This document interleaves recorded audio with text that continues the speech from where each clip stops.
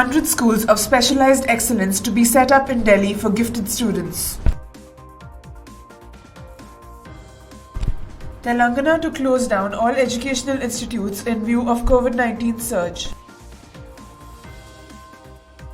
Karnataka to continue offline classes and exams at colleges despite second wave scare. Manipur COH SEM Class 12 exam dates released. Tamil Nadu colleges to conduct classes online amidst COVID-19 surge. BHU suspends offline classes and declares holy holidays amidst COVID-19 surge. Uttar Pradesh schools up to class 8 to remain shut till March 31st. Common entrance test at JNU off the cards for the coming year. Over 160 students in Andhra Pradesh College found COVID positive. Orissa government proposes 15% quota for engineering and medical students in government schools. Private schools can now avail welfare fund.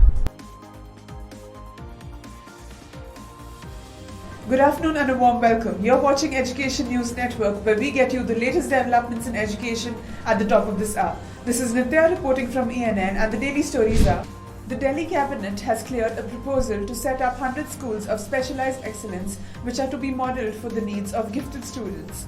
The proposal for these schools was announced by Deputy Chief Minister Manish Sisodia in his budget speech. Currently, there are 5 schools of excellence run by the government. These are the most resource-rich amongst its schools, with the best teachers and infrastructure. The proposed schools of specialized excellence are to cover grades 9 to 12 and 4 domains of specialization, that is science, technology, engineering and mathematics, performing and visual arts, humanities and high-end 21st century skills.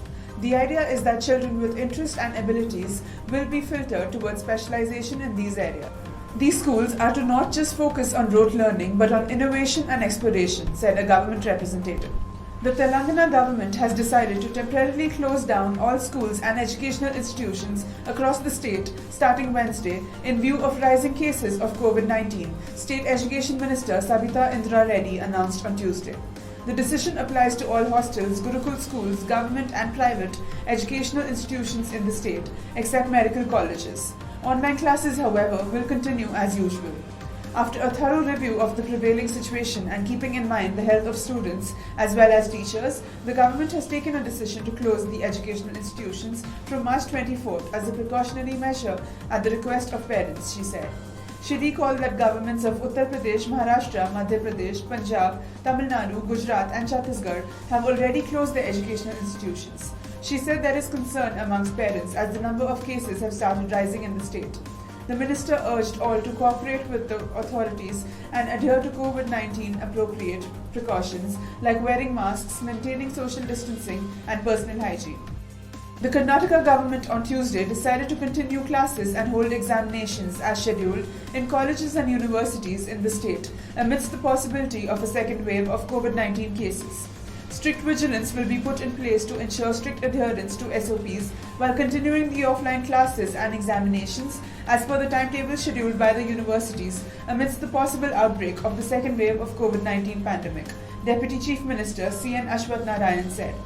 He added that the decision would be applicable to all universities, colleges, polytechnic institutes and all other educational institutions which come under the Department of Higher Education. Also in charge of the higher education portfolio, Ashwath Narayan explained that possible ways in which a second wave of the pandemic could impact academic activities were also discussed during the meeting. Several matters with regard to conducting online and offline classes, higher semester exams and lower semester exams were also discussed in detail, he added. The Council of Higher Secondary Education Manipur has released the schedule of Class 12 board exams. The date sheet is available at the official website cohsem.nic.in. The written exam would begin on May 5th and will be concluded on June 9th. The practical examinations would be conducted between June 8th and June 30th. The exam will be held in a single session from 10 a.m. to 1 p.m. Schools have to submit the details of the practical examination along with the list of candidates to the council by May 20th. In case the student strength is less than 10, their practical exams will be clubbed with other schools. The Tamil Nadu government on Monday ordered all the educational institutions under the control of the Higher Education Department and deemed universities to conduct online classes from March 23rd due to the surge in COVID-19 cases in the state. AGO issued by Chief Secretary Rajiv Ranjan said all practical classes and practical examinations for science, engineering, polytechnic stream students must be completed before March 31st. The decision was taken after the Chief Secretary chaired a meeting alongside the Vice Chancellors of all the universities under the aegis of Higher Education Department. The Director of Public Health and Preventive Medicine has also opined that there are reports emerging of the cluster from colleges and hostels, and considering trends in many states, these clusters have potential to spread disease in their place of residence and surrounding community, the order read. The Banaras Hindu University suspended offline classes on March 22nd amidst surge in COVID-19 cases in the campus. The varsity has declared the holy holidays from March 23rd following a review meeting chaired by the Vice Chancellor. There will be no Milan Samaro or gathering on Holi in the campus, the university announced. The classes will be held online. The decision to reopen campus will be taken in the first week of April after reviewing the COVID-19 situation. The varsity in its statement mentioned cases of COVID-19 are rising, and if the present trend continues, it is likely that cases may rise even more in the coming days. Hence, in the interest of safety of the students, they are encouraged to go to their homes and leave the hostels. They may continue their studies through online classes and take the examination, which may be conducted in the online mode if the situation so demands. Due to the surge in COVID-19 cases, the Uttar Pradesh government has directed the schools up to Class 8 to be closed. As per the government order, the schools will be closed from March 24th to 31st. Also, educational institutions which do not have exams to remain shut from March 25th to 31st. The decision was taken in a high-level meeting with the Chief Minister Yogi Adityanath and officials to combat COVID-19 cases. The schools have also been asked to regularly sanitize classrooms and ensure social distancing norms at all times. At present, there are 3,036 new coronavirus cases in Uttar Pradesh. According to the state data, the surge has been witnessed in the recent weeks this month, with the daily average number of fresh cases reaching close to 400 from just 100 at the beginning of the month. While the Central University Common Entrance Test is not likely to apply to admissions to JNU in the coming admission season, the university plans to follow it in the coming year. Moving towards CUCET was one of the points in the Admission Advisory Committee recommendations which were on the agenda for Monday's Academic Council meeting. A member who was present at the meeting said that since the modalities of the examination have not been finalized, the older process will be followed this year. But once a letter with the final modalities is sent by the ministry, it was said that we will go through with that. More than 20 faculty members had written asking for a discussion on the admission exams being conducted by NTA for the university, including the merits of the online MCQ mode of testing. But there was no discussion on that, as that was said to be something that's past discussion, said JNUTA Secretary Maushami Basu. About 163 students of a private college in Raja Mahendravaram city in East Godavari district of Andhra Pradesh were found infected with the coronavirus on Tuesday.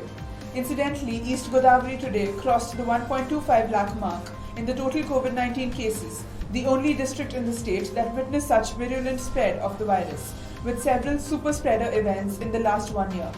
A student carried the virus from his family and infected his fellow students in the college, a senior official of the Medical and Health Department said. All were intermediate students in the private college and have been immediately placed under quarantine within the college. The Naveen Patnaik government on Tuesday brought a resolution in Orissa Assembly proposing 15% reservation for government school students in engineering and medical colleges of the state. The government resolution said that after introduction of common entrance examinations like NEET and JEE, the number of students from government schools and colleges of Orissa in these courses is getting reduced considerably. This is not due to lack of merit, rather the students are unable to fare better in these tests due to lack of proper coaching facilities. Such common entrance tests require specialized training which is available only in coaching centers. Such coaching centers are mostly located in urban areas and are costly, it said.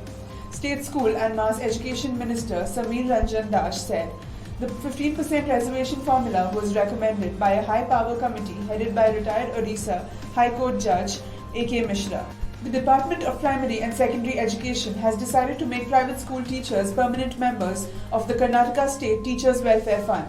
This comes after teachers in private schools stepped up pressure on the government to provide some assistance, as many of them had to take salary cuts while others lost their jobs due to the pandemic.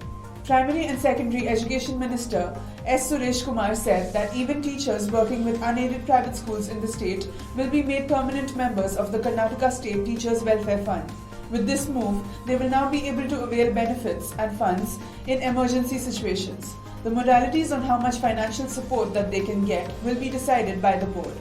Addressing representatives of Karnataka Secondary School Employees Association, Recognized Unaided Private Schools Association and other associations in Bengaluru on Tuesday, Mr. Kumar said that the decision was taken considering the struggle the teachers of unaided private schools faced during the COVID-19 pandemic.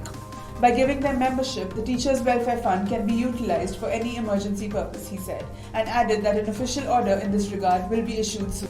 That's all for today. Thank you for watching Education News Network. For more such videos, do log on to our website, theenn.com, and don't forget to like, share, comment and subscribe. Signing off, Nitya.